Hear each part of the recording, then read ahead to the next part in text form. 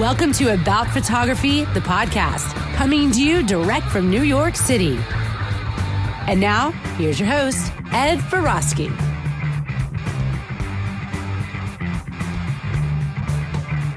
In this episode, Neil van Niekerk and I talk about improving your photography workflow, including wedding photography and what it takes to be a good second shooter.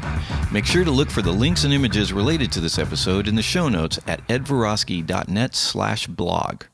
Neil works in and around the New York City area. Hey, Neil, thanks for joining us today. Hi there, Ed. How are you doing? Pretty good. Wedding photography is probably the most challenging type of work a photographer can do. I mean, it's a combination of portraiture and still life, journalistic, documentary photography, event photography. And I mean, it's really a test of someone's ability when it comes to knowing their gear and how to use it. And working style and workflow is really a big part of that, right? Very true. And you should also throw in the people skills because regardless of how good a photographer you are, it's also important to keep the clients happy. And something I've seen, for example, is that brides are, I think, in a way happier with photographers that make them feel good about the day and have fun on the day rather than somebody that is technically really brilliant.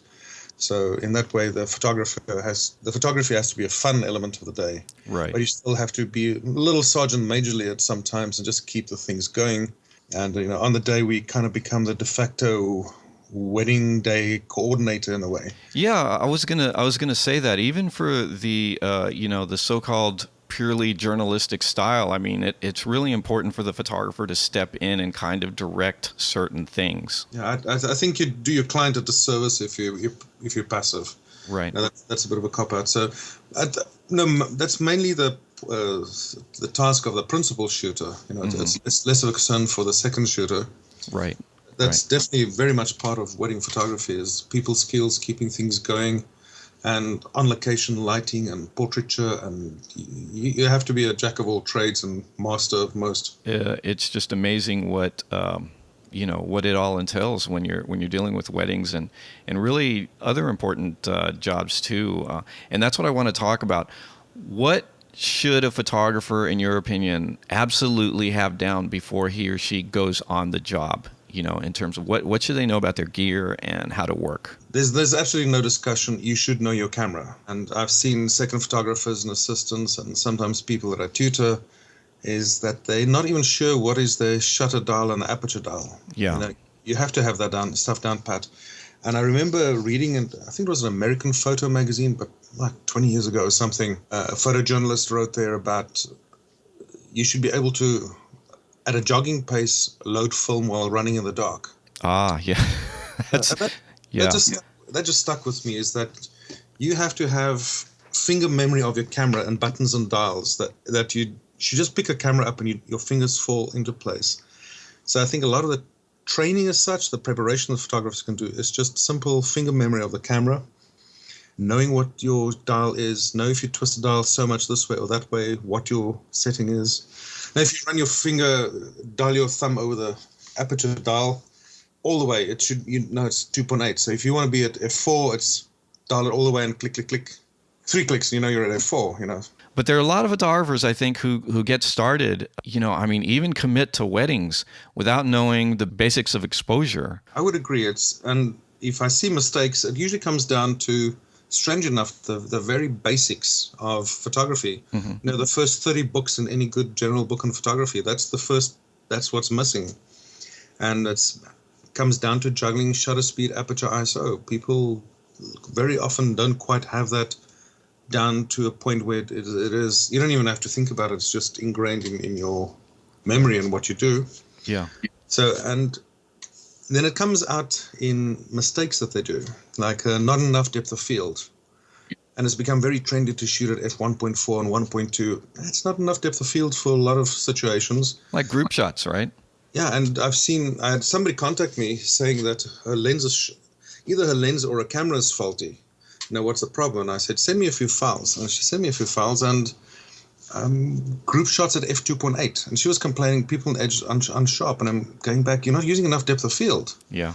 So, you spend a lot of money, $2,000 in f2.8 zoom, and f2.8 is essential in low light, but for group photographs, you need more depth of field. So it's a lack of understanding there of what entails enough depth of field. And I would imagine you'd also agree that understanding how flash photography, I mean, the fundamentals of flash photography is important too. Oh, very much. And it's also important here not to be dogmatic about anything, because with flash photography, you have the whole strobist group where everything has to be off-camera manual flash, and anything less than that is heresy. Mm-hmm.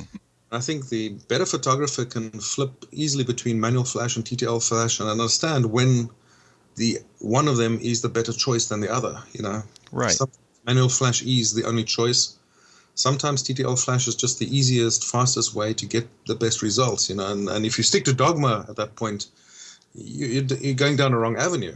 It should really be results based, as what gives you the best results and the fastest. For wedding days, everything is. The timeline gets compressed. I will say this, that the majority of weddings I do, the timeline gets compressed. The makeup artists take a little bit too long, but the church will start on time. Yeah. And then the receiving line drags on forever, but the reception will start on time. So the in-between times that gets compressed is where the photographer is supposed to do the portraits and the family photographs and anything else that you can kind of put your stamp down and identify and bring your style to the photography. That gets compressed. So everything is under pressure here. So if TTL flash gets you great results, that's what you use. If manual flash gets you great results fastest, that's what you use. Right. And sometimes leaving the flash on the camera is the way to go, and just bouncing that baby and moving quickly. I'm a big proponent of, especially indoors, using on-camera bounce flash. You can make it really look good simply by choosing the direction you want the light to come from. Instead of putting a diffuser cup on your flash, you have to make a decision about direction of light. So that becomes all important. And with bounce flash photography, you can really make it look nothing like flash photography. It looks like awesome available light photography, or even studio lighting under conditions. The photographer should, not only have their basic skills together before they even commit to a job, but they should get acquainted with the idea of, things might change, something might go wrong, and I guess just be prepared for that kind of thing. What do you do to prepare for those sudden changes in the timeline? What helps me here is I break it down into the essentials. Say the timeline gets compressed. I need portraits of the bride and groom. Then I will decide I need 6 setups really quickly, even if it's formulaic, even if it's nothing out there fantastic, fashiony that'll win awards. Decide that I need 6 setups that'll work. And this is where the engagement photo session really helps, because you've built up a rapport with your couple. They kind of know what to expect.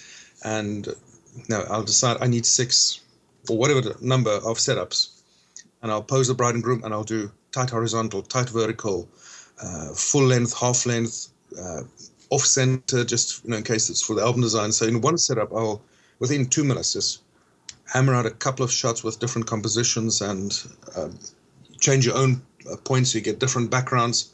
And then the next setup, next setup, next setup. So very systematically, very efficiently, you get the core photographs that you need.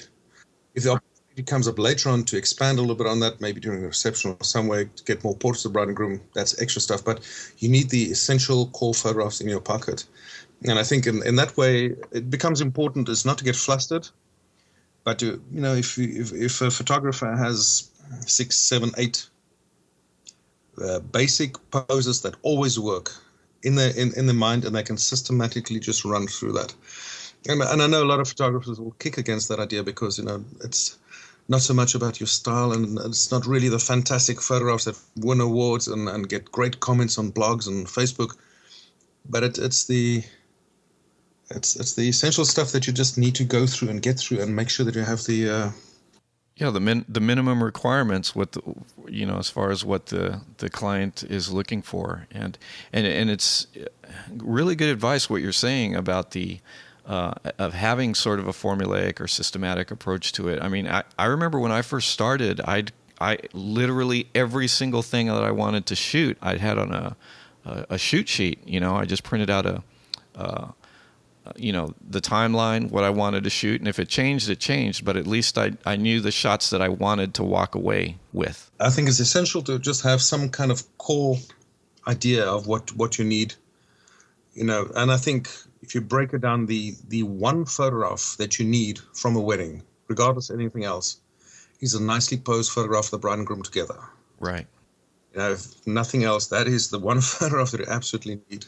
Yeah, and those magic moment, I don't know, award-winning photographs. I tell people, when they're starting out, those are what you see on other shooters' portfolios, but they're not necessarily the entire wedding. Isn't filled with these award-winning photographs. There's going to be a lot of, typical, repetitive kind of shots too.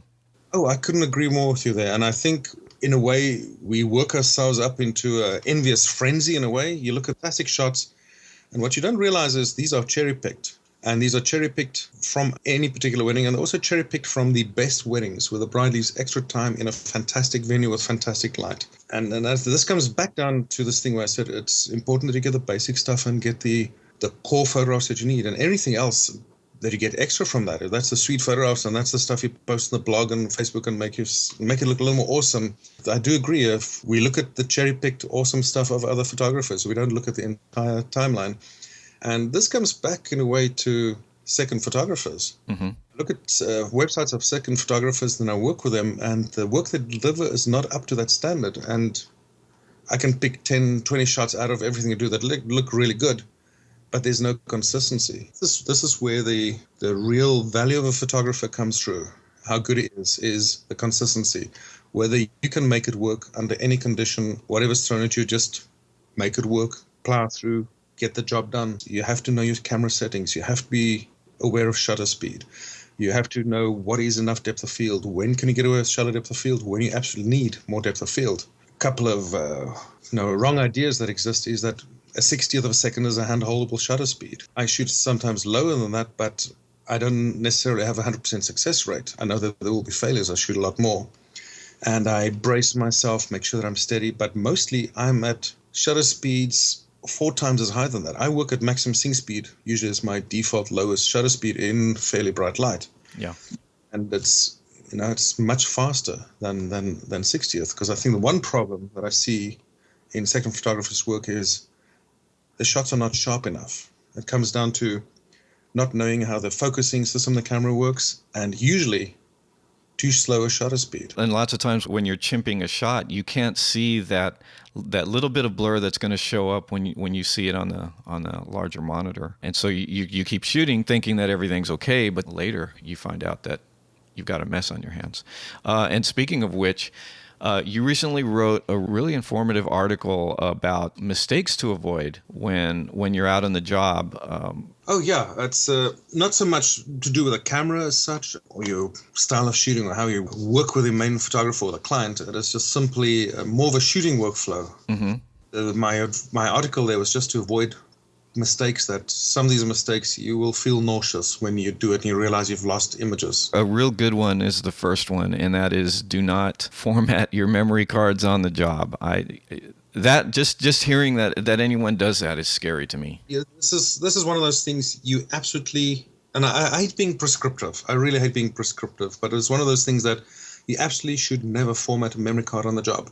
You walk in on a job and your memory cards are clean. This way, you don't have to think about it. So if you put a memory card in your camera and there are images, you take it out. Try and figure out if this is yesterday's wedding or last week's wedding or today's wedding, because you are under pressure, and no matter how cool you are, if you're under pressure, you don't think always that clearly. And if there's photographs on the card, take it out. You absolutely do not format a memory card in the job, ever. And I would just say, even with this, it's with a Canon 5D Mark III now that has dual card slots. Now you have a fairly affordable camera that has dual card slots. The Nikon D600 and the D4, D3, D3S, all these now have dual card slots. And now it makes sense to have high capacity cards in the A and B card slot. And I think we're moving to a point where you can really say you never take a memory card out of your camera ever until you get back to the studio or the office where you can download. And I think it's when you start taking memory cards in and out and swapping it to and fro in your memory case, that's where memory cards get lost in the park and the grass, and you see photographers desperately posting on forums that they lost a memory card. Oh, that's horrible.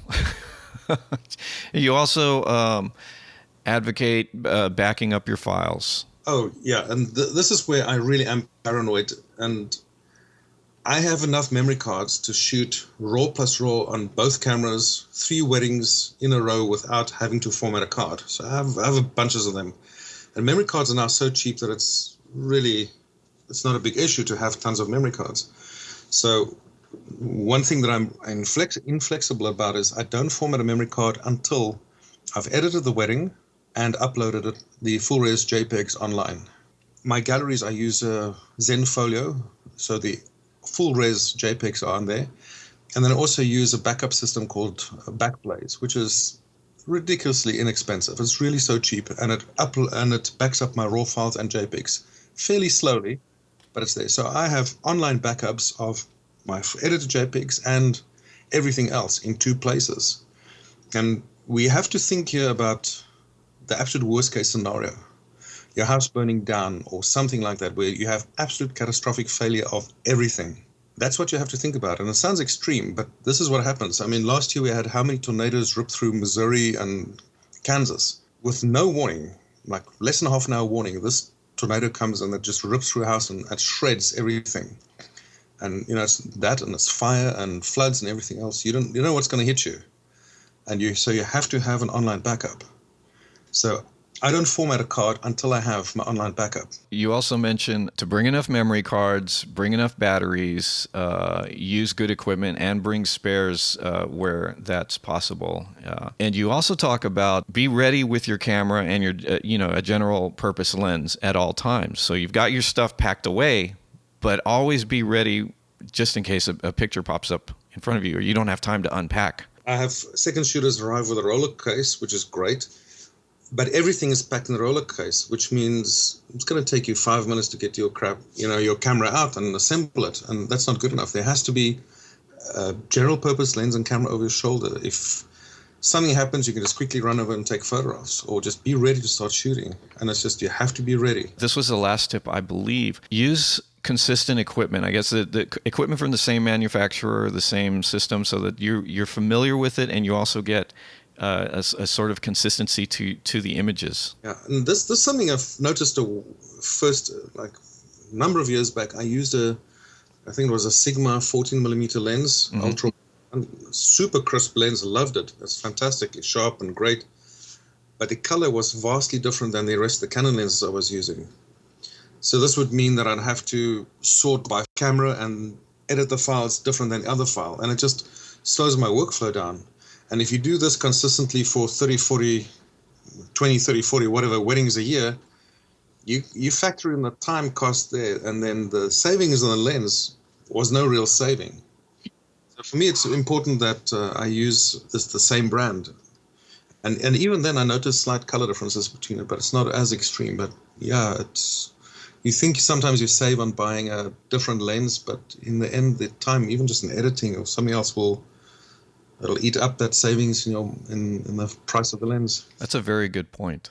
I wanted to get into talking about second shooters. I know you use them extensively for your wedding work. They're not, I don't know. I think a lot of people may have misconceptions about what a second shooter, a second photographer being hired to support the main photographer, what their duties are. And they're not assistants.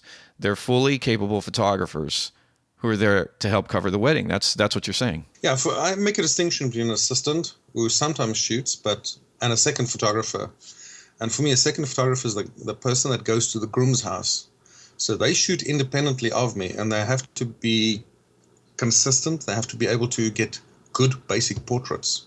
So, like, in other words, while you're at the bride's house or wherever she is, whatever venue she's at, getting ready, they go to the groom, because you can't be in 2 places at once. Yeah, and so the second photographer has to be a very capable photographer to bring back the portraits. It's more than just candids and detail shots, but be able to pose people even in a basic way and get well exposed, properly composed, sharp portraits. And I can bring this back to another article I wrote about. The one thing that people do is they shoot a fairly tight portrait at 70mm, and then they want to do a half length or a full length, and they just zoom to 24.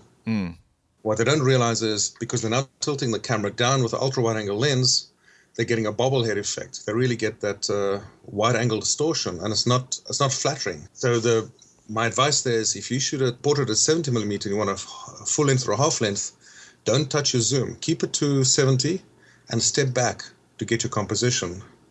This way you get a proper perspective and not that ultra wide angle distortion. So something like that is something that a second photographer needs to have ingrained and just understand that you can't just zoom to get your subject in because your perspective might just be completely out of whack. Yeah. I mean, they need to know what they're doing, and that brings up another question. If I'm using a second shooter, or you are, I know that we would want someone who's a good photographer, but the thing is, how should someone gain that experience needed to be Neil van Niekerk's second shooter or Ed Verosky's second shooter? How does somebody get that experience? I think the place to start is with assisting, and that is carrying bags, setting up lights, carrying bags, being a gopher, and gradually shooting a little bit from there. And I think a lot of people are a little bit too ambitious. They've got a great camera and they want to be a second shooter and start getting the cool photographs. And I think very often they're out of their league there. It comes down to just assisting a lot and seeing what happens, and if possible, ask questions, see what they do, and shoot a little bit, and then getting feedback and building up experience gradually from there. If we can go over something like the equipment that I think a second photographer needs, is the one lens that I think is essential is a 70 to 200. Right. If I photograph groups of people, a bridal party, the second photographer is a little bit off to the side, and the second photographer is looking at tight, candid portraits of 2, 3, maybe 4 people in a frame. Mm-hmm. Principal photographer is shooting the wider group. Right. So the second photographer needs to be picking off the candid moments within the group and maybe a cute little flower girl or father of the bride or something behind them.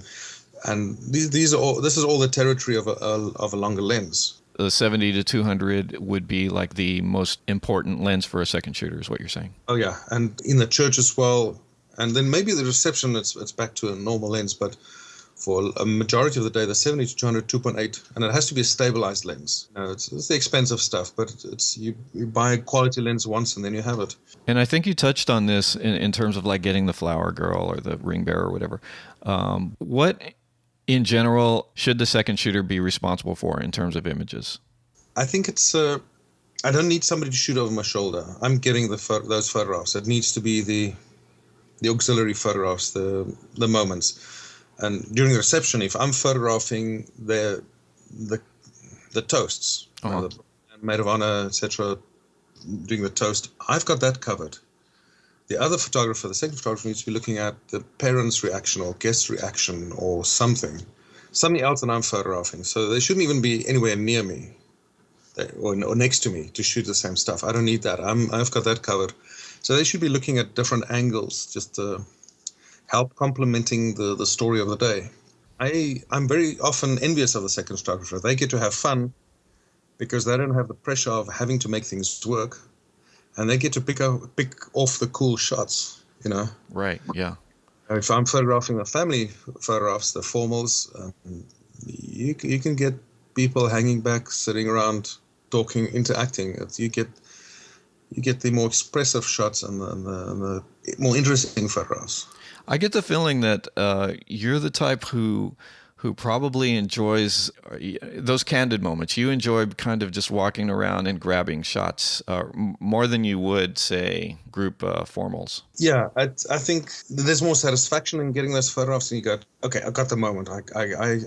You recognize the moment, the way people interacted, you observed, and you grabbed it, and the focus is great, the composition is great, the peak of the action or the expression or the gesture of the hands, you've caught at the right moment. There's a satisfaction in that. Yeah, but in terms of photographing family formals, I prefer the second photographer not to do anything there. I set up the lights, I pose people, I direct them, I get people in and out of the groups. I absolutely want to do that as efficiently as possible, and it's easier if I just control everything there. Right, because you have your own system down. I have my specific rhythm, and I work very fast, very fluently.